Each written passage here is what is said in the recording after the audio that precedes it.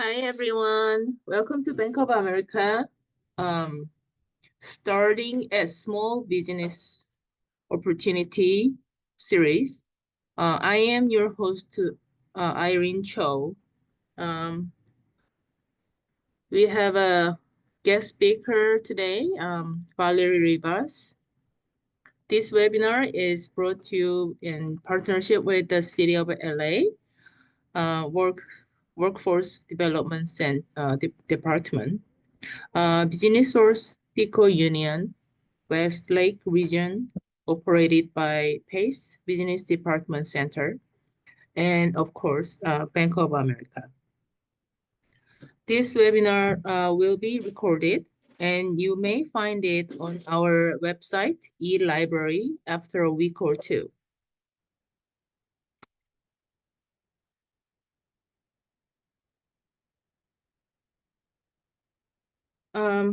Just a little housekeeping before we get started.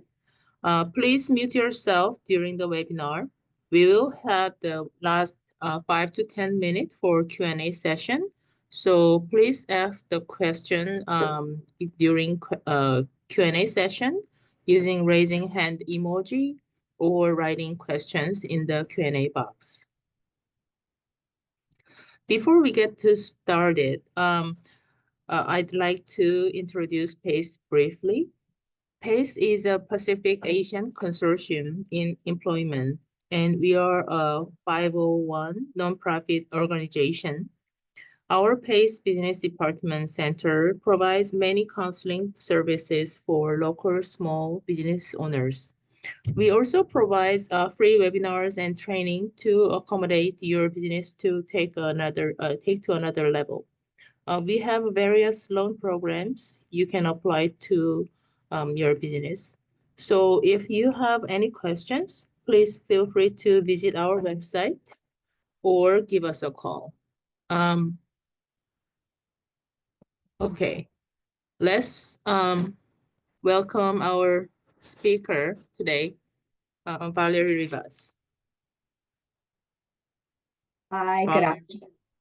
Hi, good afternoon, everyone. And I apologize in advance for not being on camera today. I'm a little under the weather, so I will not be on camera today. So my apologies. But yes, let me just go ahead and get started here. And just to confirm, Irene, you can see my screen?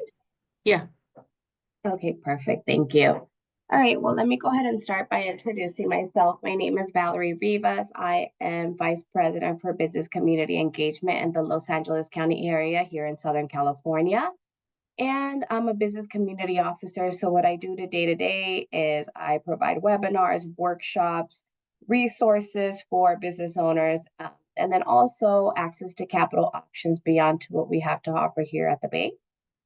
In addition to that, the way I do that is I partner up with organizations such as PACE and different other constituents to be able to provide and spread the word of what we have here, but then also with the resources that our partners have to offer.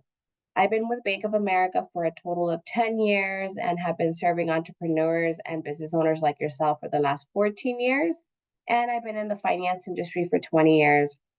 I'm also in different nonprofit boards that help entrepreneurs like yourself to support and provide resources. And here internally at Bank of America with Better Money Habits, which as you see here, Better Money Habits, it's one of the titling of our segment here. And this is the financial literacy that we have here for personal, business, home loans. If you're a veteran or a kid in college that you want the financial literacy. So I help drive that within Los Angeles. So I sit on the board there. And then I also am part of the Hispanic Latino Business Council here internally at Bank of America, where we do different initiatives for the Hispanic community. I am Hispanic, so that's one of my passions aside of just, helping everyone as well. So thank you everybody that has joined today and to be able to learn about starting a small business. So let's go ahead and dive in. Today's actually a little bit longer than usual. So what we're going to be covering is important considerations before starting a small business, components of a business plan, taxes, and other financial issues. So let's talk about important considerations before starting a small business. let's see if you are ready. Now, there's a few things that come into play to see if you are ready to start your small business. It's also recommended that you keep your job before and have your business as a side hustle just to begin, so that way you can have some sort of steady income and not have to stress so much with just having your own business all at once. So, things that we have to consider when opening a small business is your financial health. Also, your personal life. Are you going through a divorce, or maybe having some marital problems, or maybe you have a family member that's sick, or some things that can maybe really affect and you having your own business. Also, your professional experience is a key factor as far as what industry are you going into, and then also if you are able to have the experience and the capacity to be able to get into a certain industry. So there's been many times where maybe a doctor comes in and wants to open up a restaurant, but then has no restaurant experience. So, what is that professional experience that you may have to be able to drive a business? So, those are some of the things that when you're getting a loan, you'll want to consider, and also let the underwriter know so that they can give you a loan. Now, I do have a handout that we're not going to go through today, but it's called an Are You Ready handout. And Are You Ready handout, it asks certain questions to see where you stand. It'll ask you certain questions as far as kind of doing like a little small assessment. Now, as far as your professional life, do you have experience in the field in which you are considering starting your business? We talked about that briefly earlier. And financially, can you start out slowly while still keeping your current job as a part-time? As I mentioned, it's easier for you to have some steady income as opposed to have fluctuating income or no income at all when you're first starting your small business. Personal, can you and your family live without certainty of a steady income? Which is why we also recommend that you have some sort of savings before you start your business. This is to set you up for success.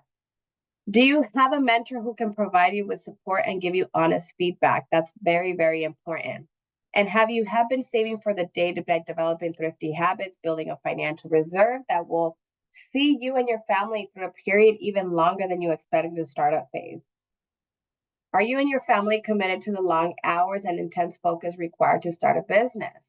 So I know that certain industries may require a little bit more time and also planning. So this is also something important that your family, and especially if you have little ones or kids, that they understand that this is, there's an end goal to this of you being able to move forward and have financial wealth. Do you have a support network or other entrepreneurs you can learn from and with whom you can share your ideas? And even this, as a professional working with Bank of America, I always try to surround myself with other leaders, such as Irene. She's one of the community leaders. I have been able to learn from her. I've been able to learn from other community leaders. And this is just surrounding yourself with success and also a network of those that you can learn from. Have you made sure that your medical disability and life insurance coverage is in place? This is something that we don't think about. I recently had one of my community partners that was actually in the hospital for about 3 months. And so what happened? His business suffered. And also, right now he's relying on his savings because his income has dramatically have gone down. Now, I would consider consulting an insurance. If you already started your business or you're going to, I would consider consulting an insurance agent to see what are the options out there for business owners. As I have heard also that there's some insurances out there that in case there's interruption in your income, they could actually pay you while you go through that bad patch. Starting a new business may remove you from professional and social network of your current job. Will you be comfortable going at it alone? So these are some things to consider. Obviously, there might be other things to consider based on your situation. Everybody's situation is different. But I think more importantly than anything is just making sure that, one, you have some sort of experience in the industry that you're going into, two, your financial wellness, and then also that you have a support system personally. Now, when you do get the handout, which I will send over to Irene, is it goes through the employee mindset versus the entrepreneur mindset. So I will go ahead and make sure to send out this worksheet so that way you can assess it on your own or even with your family to see if you are ready to move forward in this next chapter of your life. Now, let's talk about employee mindset versus entrepreneur mindset. Employee mindset takes what someone gives you. Entrepreneur, you actually have to go and find it. Employee mindset gets paid for being present during set hours. Entrepreneur mindset operates hours not only 9 to 5, but just as long as you get that work done. Employee mindset assumes lower emotional financial risk. Entrepreneurs will assume higher emotional and financial risk.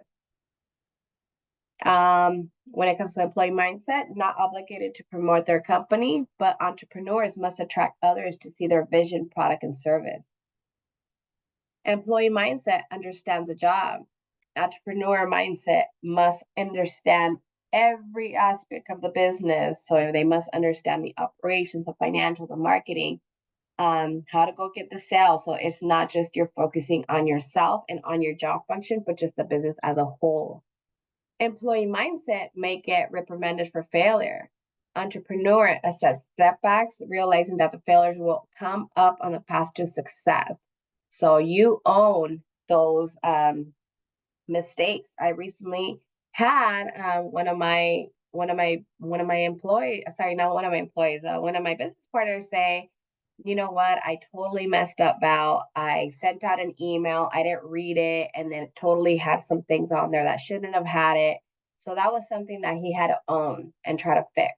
So those are your failures. You fix them on your own. It's not somebody's going to go fix them for you. So those, usually like here, for example, at the bank, we have our managers, which in my role, I don't really use my manager for anything like that. But like if you're at the branches, there's a problem, you go get the manager to resolve that problem. In this case, it's all you.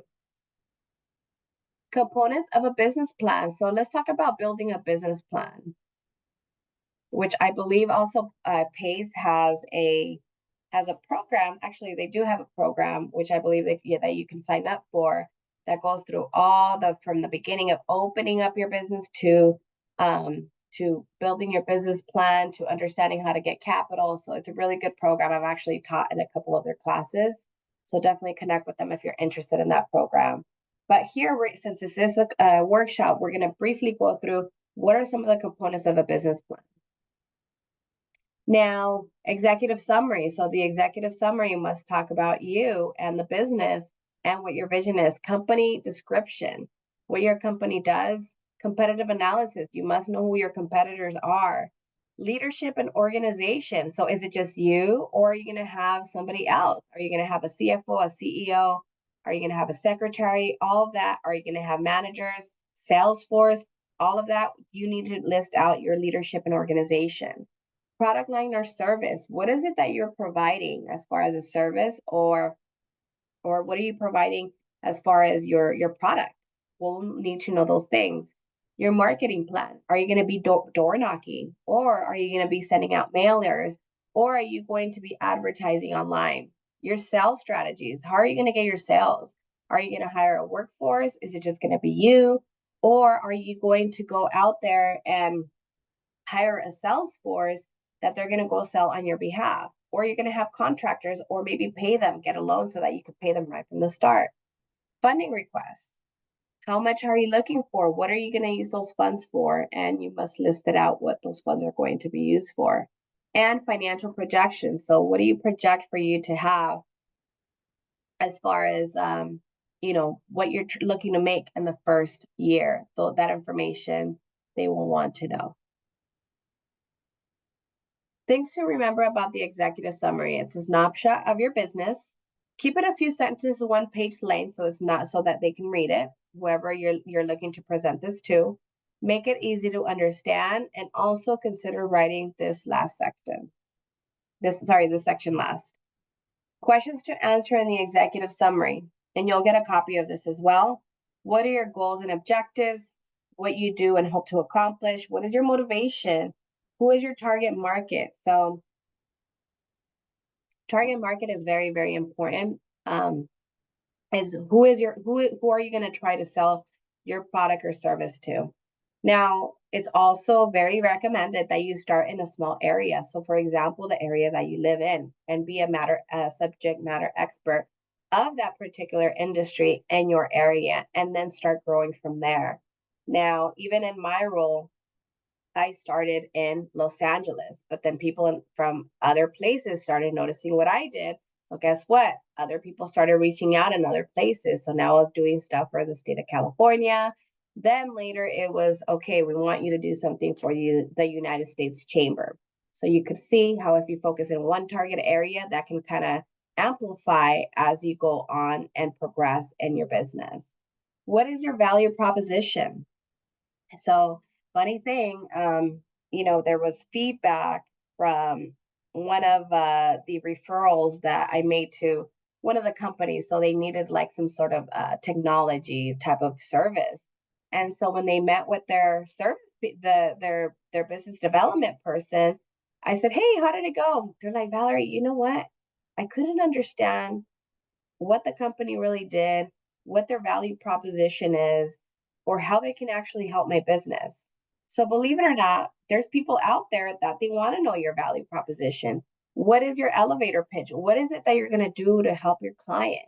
And this was feedback that I unfortunately had to give back to the business owner of like, hey, your video didn't do XYZ. This could be a great opportunity for you to help them be able to grow and be able to present your company, your brand. So these are some important things that you need to also have in consideration. What's unique about your business and who is your competition? Very important that you know what your competition is doing. Sometimes they may be a little bit more innovative than you, but guess what? You got to get with the times and know what your competitors are doing so you could either do it better or over succeed. Question to answer in the executive summary. How will you get your target market to buy from you? What funding will you need and how will you use it? How profitable will it be in 1 year, 3 years, and 5 years? So very important that you have that vision of where your company is going. Company description. Include the following in the company description: your company's history and your relevant experience, description of the industry you will serve, current and long-term outlook, description of your target audience, explanation of how your product and service meets your customers' needs, and your company's key differentiators. Oh my goodness, I couldn't say that. Differentiators. Okay, so as I mentioned here, some of the things that you'll want to include is your business name, your EIN number that you can get through irs.gov, so your employer identification number, business license, and business phone number. Now, company description, names and numbers, the name of your business, employer identification number, relevant business license numbers, business phone numbers. I'm not going to spend too much time on this because it's pretty much self-explanatory. What I'll do is, like I mentioned, I will email the deck over to Irene. So that way you don't have to take pictures, but you also have this as notes of what you should include in a business plan. I will also send over a template for a business plan so that you can start filling it out so that you can start working on your business plan as well. And trust me, having a business plan is very, very important. Competitive analysis.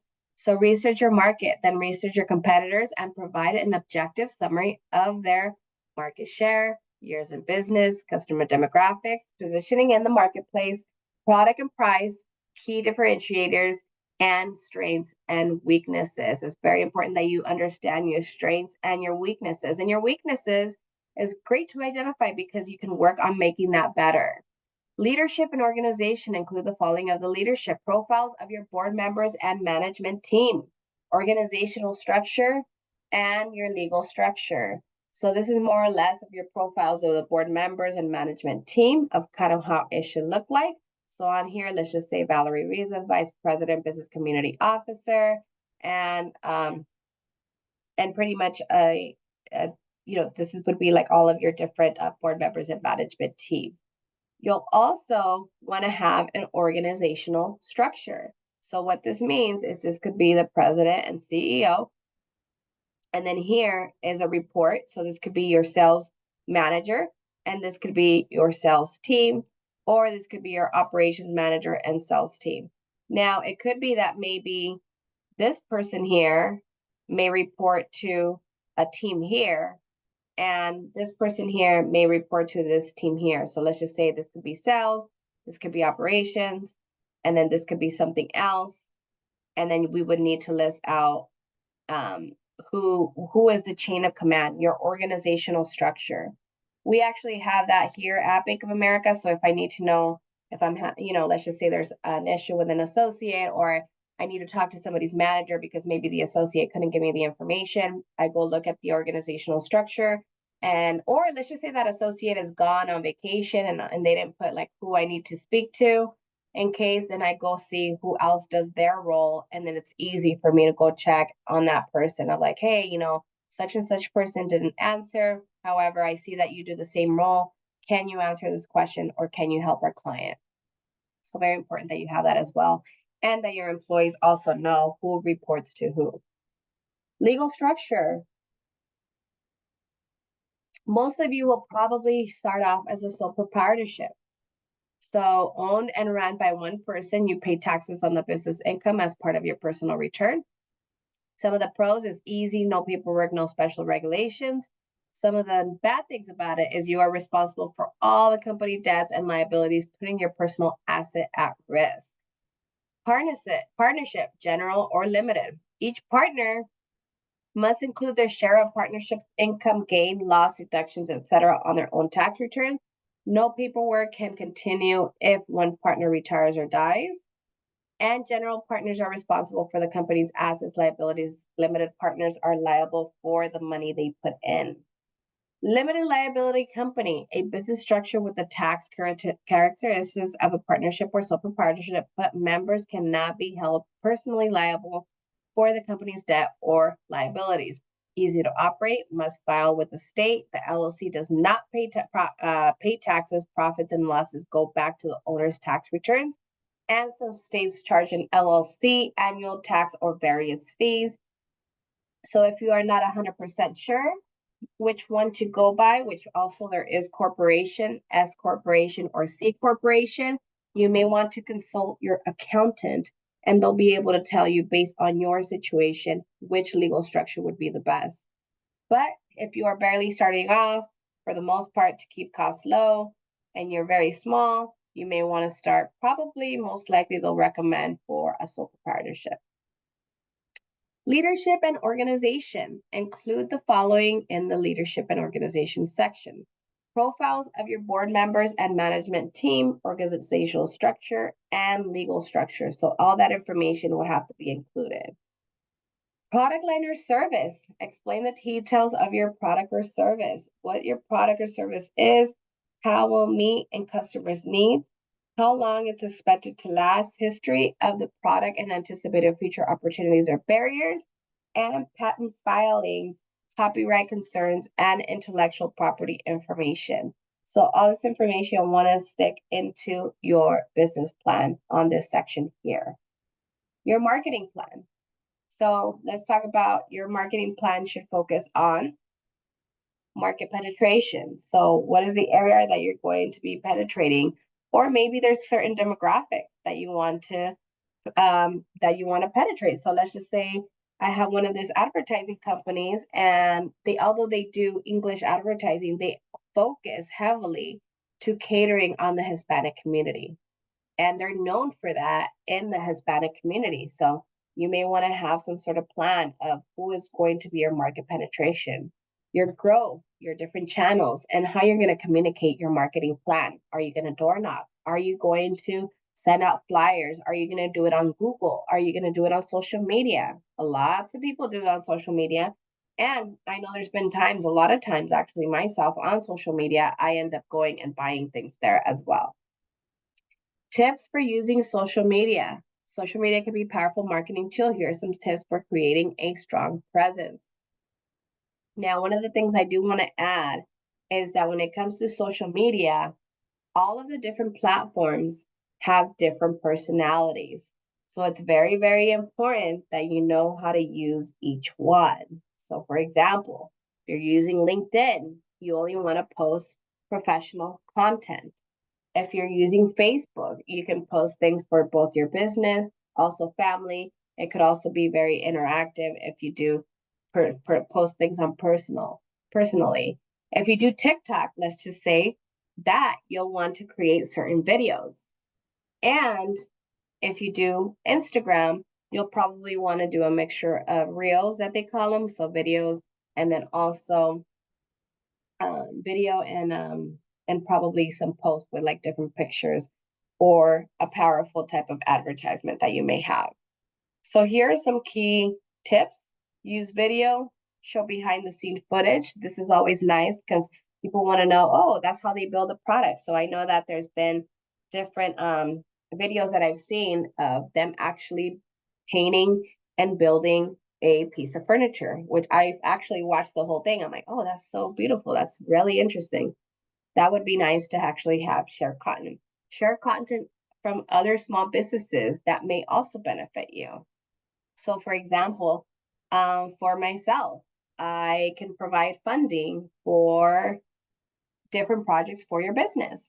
So I may promote other businesses such as like technology, insurance, HR services, because I know that that could benefit my business owners. So whoever your audience is, you may want to partner up with other small businesses that your followers may want to also engage. Empower influencers and brand advocates and make different announcements. So I know using Facebook Live or Instagram Live could also be very powerful because you're doing it right on the go. It's something natural. It's something that you're doing right then and there live. So people will like that as well. How to keep business moving and network on social media. Social media has become an important way to stay both connected with customers while people are staying home. Here are some opportunities to consider. So understand your goals and sales funnels, awareness, considerations, and conversions.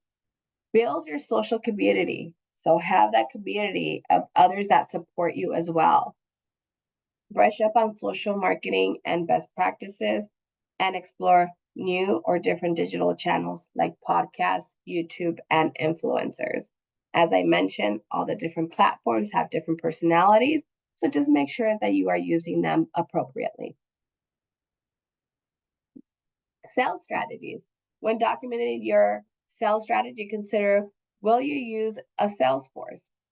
Will you get your product to your, how will you get your product to your customers? Are you going to have to pick it up, drop ship it? Are you going to have somebody else ship it for you? Going to have somebody go deliver it for them personally? How much will you sell your product for? And how much will it cost to make it? And when will your bill your customers? So is it something where you bill them and then they pay you and you have payment terms, or is it something where they pick up the product, they pay, and that's the end of it? What are your projected sales for the 1, 3, and 5 years? As I mentioned, having that goal of also staying on top of like your cost of goods sold and also needing to change price as needed and as inflation goes up. So very important that you stay profitable, and on top of that, and we have different classes also as well to be able to identify that as well. Funding requests, if you're planning to ask for financial support, including following of your business plan. So as I mentioned earlier, very important that you have the amount that you're requesting, if it's short-term or long-term use. If it's short-term, it might be, oh, you want to just have some money so that you can do some startup costs. That could be like some sort of short term. If it gets longer term, let's just say that you want to buy a fixed asset, a vehicle, or a commercial property. So we will need to know the amount requested, the type of funding that you're looking for. Is it something that you want to loan, or your equity that you're looking for, the terms you require or that you prefer, an explanation of how you will use the money. So very important that you let us know, or the lender know, of how you're going to use those funds. They will want to know that information. Financial projections. Your plan should contain these financials: cash flow, profit and loss, and balance sheet. Cash flow statement. I will go ahead and send this over to you as well.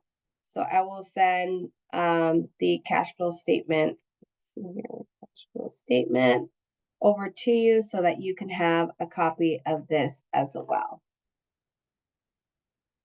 Cash flow glossary, 5 terms that you should know. The break-even point. So this means what you're breaking even, that you're not really, making or losing money. Your burn rate is how fast you spend that money. Cash cycle, how long does it take for you to convert your inventory or service into cash? Your cash flow budget is where is your money going? And if you haven't taken a cash flow budget class, I highly recommend that because it's very key for you to not only stay in budget, but also stay profitable. And negative cash flow, this is a red flag. This is not a position that you want to be in. So very important that you also know how to identify certain expenses that could be eliminated or reduced so that you are profitable. Managing cash flow. So maintaining a healthy cash flow can help you ensure that you have cash available for your needs today and the long term. But how do you do it? You have to forecast expenses and earnings and also have a cushion as well, just in case of anything unexpected. Track net cash flow and access cash flow. Is it healthy or are you in negative? Also, a good resource is score.org. They have also mentors there as well that you can help. These are business owners that are retired and that have done it all. Last time there was somebody that sold their business recently for $13 million. So they wanted to teach others of how to do that. Now let's talk about the managing your cash flow cycle.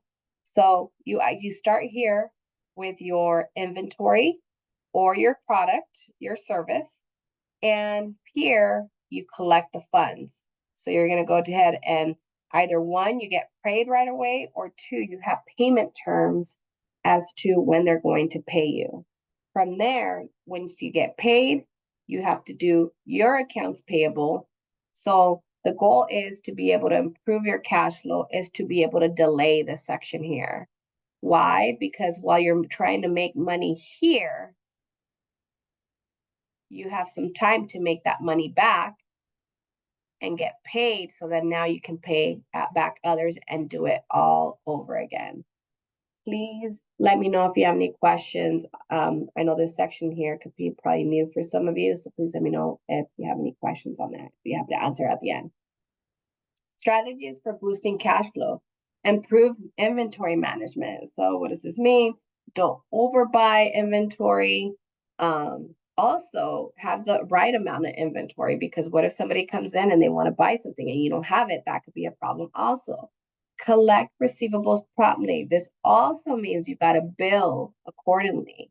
I had a friend that said, oh my goodness, such and such person hasn't paid. And then I'm like, okay, well, have you sent out your bills? Have you sent out your invoices? And the answer was no. And it's like, okay, well, you are supposed to bill before you get that money. Now, just recently, my landscaper, he leaves his invoice and on my door. And then I noticed, I was like, you know what? I haven't gotten an invoice lately. Well, guess what? He ended up sending it to me. He's like, you know, you haven't paid me in 2 months. No, not like that. But he said, this is for 2 months. He's like, I was there yesterday. He's like, I didn't get paid for my last one. And so immediately I sent over the payment. But I was wondering, I was like, you know what? Am I wrong? Like, he hasn't came in. So just very important that you send out your invoice. And in my case, maybe mine, either one got lost or it fell and it flew away. But just make sure that you're getting that over to your client. Manage cash wisely. So make sure that you are spending the money appropriately. Just because the money is there, it doesn't mean that you have to overspend it. Optimize accounts payable. So meaning, if you're able to delay your payables and not have to pay it as quickly, that could also be a benefit to you as well. And ways that you can do that is leveraging a credit card. If you leverage a credit card and you get your statement, let's just say in 15 to 30 days, you have some time to pay that money back. Take steps to prevent fraud, because what happens if you get fraud, they take money out. Yes, you might be able to get that money back depending on that money, how much money and what happened. However, that could also put some pause into your operations, and also get help from your banker if needed. Having a good relationship and communication with your banker and accountant is crucial for you having a business. Your banker and your accountant should both be your best friends, because those two advisors can help you thrive. Profit and loss statement. So this profit and loss will tell you whether you are profitable or you are losing money. And I will go ahead and send this over to you.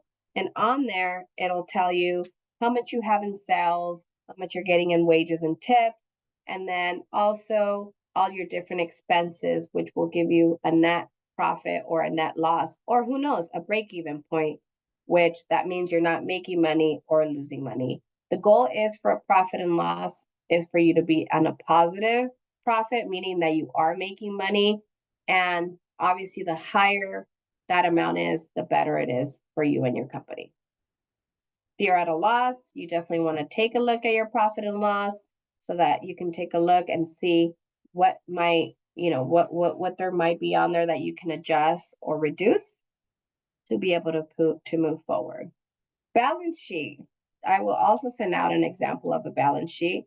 And when it comes to balance sheet, this is the health, your overall health of your business. So with a balance sheet, the earlier you do it, the better it is. Because what happens if you have an investor that wants to, one, invest in your company, or two, they want to go ahead and buy your company off of you, this is the first thing that they're going to ask, because on here it tells you the overall health. It tells you how much debt you have, how much money in the bank you have, how much assets you have, and how much money is owed to the owner. Components of a business plan recap. So we talked about having an executive summary, company description, competitive analysis, leadership and organization, product line or service, marketing plan, sales strategies, funding requests, and financial projections. I will make sure to send over this deck so you have it as well. Taxes and other financial issues. Why and how to keep your personal business finances separate. Why? Liability protection, building business credit and qualifying for financing. If you have everything on the personal, we won't be able to identify that as a lender of where, how you're building business credit. Streamline accounting. So there's been several times where my client has everything running over the personal. And I'm like, okay, so which business is doing better? Like right now, if you need to close one of your businesses because one of them is going to be most profitable, or maybe you just don't have a capacity anymore to be able to run all three businesses, which one is more profitable? Guess what? My client wasn't able to tell me because he was running all of them through the same account. So he didn't have the streamlined accounting of going, hey, business number one's doing better than business number three, or vice versa. Record keeping. And so when you go do your taxes at the end of the year, you know exactly how much, each business is doing and how much, and more relevant account features. How? Select the right business structure. Talk to your accountant about which is the business structure that you should be going into. Obtain an EIN to keep everything separate. Open a business bank account and consider a business credit card.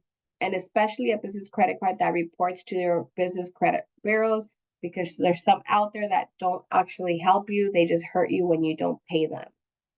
Keep accurate books. Very important that you keep them accurate, especially for the end of the year. You are responsible for paying taxes on your small business. So it's not like when you're a wage earner where the payroll company does it on your behalf and does all your withholdings.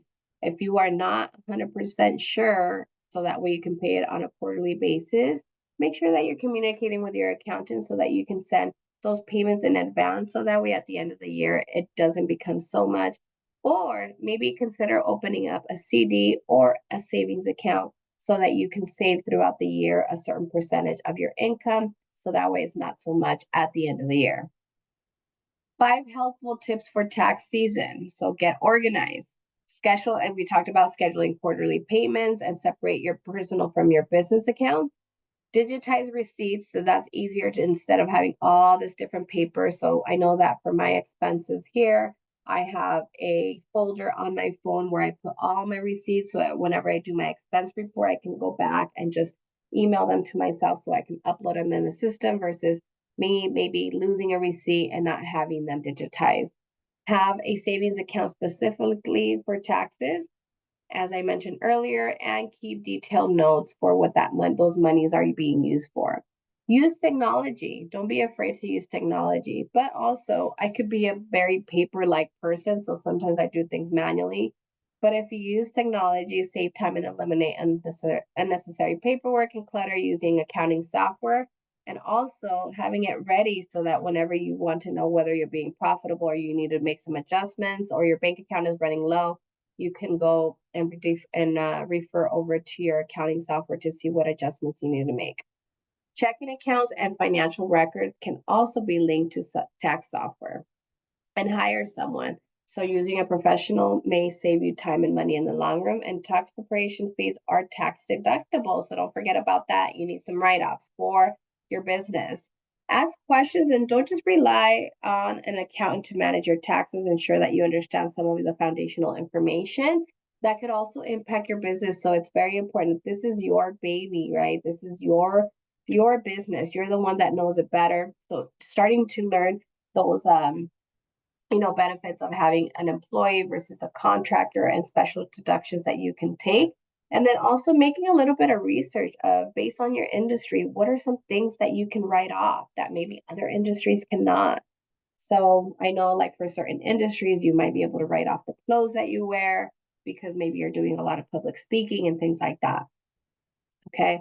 Stay informed. So keep in the news with your industry. Very important with some risk associated. So if your industry is dying, you may want to pivot into another service or product and make sure that you're doing it in a timely manner. So don't let the times get ahead of you. Visit the Small Business Tax Center at irs.gov and get small business news and tips at sba.gov. I also wanted to let you know that sba.gov, you can also find consultants there where they might be able to get you help with getting contracted or being able to do some government contracts. And I believe PACE has some resources as well. So make sure that you have those resources behind you and those consultants behind you so that you are able to focus on your business, but then also get the information that you need when needed. Insurance is a safety net for your small business. There's liability, commercial auto, errors and omissions, business interruption.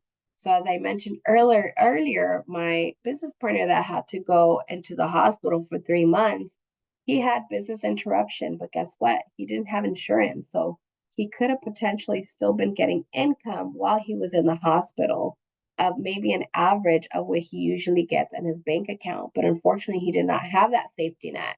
So having these and especially based on your industry that you're in, you may be required to have certain insurance. So just make sure that you're researching that information as well.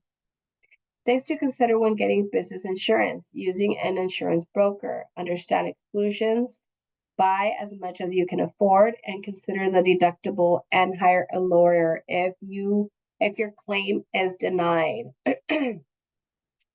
Now we're coming to an end. So some of the key takeaways: take inventory of your professional, financial, and personal situation prior to starting your business and assess.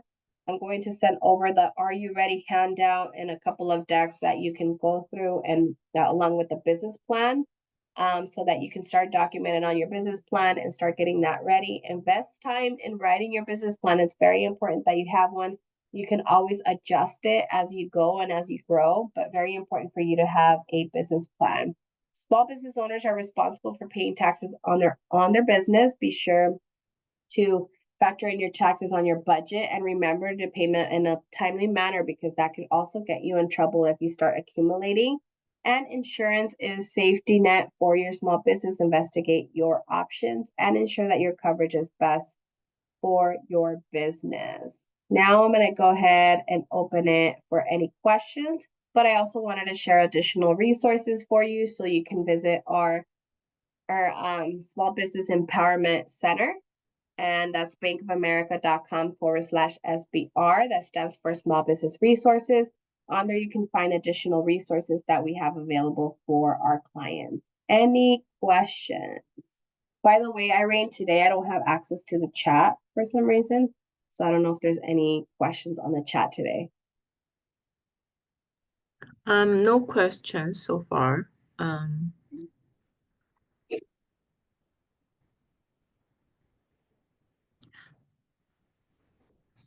So once Valerie send me the stack and then other information, I'll send out to you guys today, the attendees.